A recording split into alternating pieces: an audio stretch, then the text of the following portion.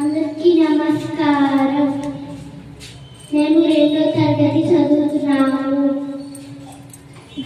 మేము తల్లి భారతి వర్ణం గేయాన్ని చదువుతున్నాము.